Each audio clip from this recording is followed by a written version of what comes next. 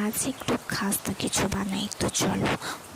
একটা বাটিতে কিছুটা পরিমাণ ময়দা নিয়েছি, এর মধ্যে দিয়ে দিয়েছি একটু লবণ, একটু চিনি, একটু কালো জিরে আর সাদা তেল।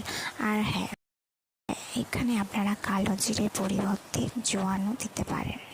এবার শুকনো ময়দাটা আমি ঠিক এরকম ভাবে মেখে নেব। দেখো, তোমাদেরকে দেখিয়ে দিচ্ছি। মাখাটা খুব একটা নরমও হবে না বা শক্তও হবে না, অল্প অল্প জল দিয়ে এর একটা ডো তৈরি করে নেব আমরা।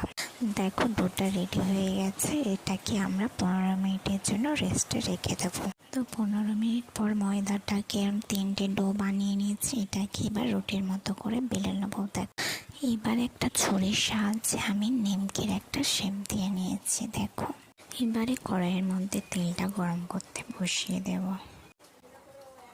তেলটা গরম হয়ে গেছে, এবার আমি একে একে নিমকিগুলো এর মধ্যে দিয়ে দেব। দেখো বন্ধুরা, নিমকিগুলো আমার প্রায় ভাজা হয়ে গেছে। এবার এটাকে নামিয়ে নেব। আর হ্যাঁ, এটা কিন্তু মিডিয়াম ফ্লেমে রেখেই ভাজবেন।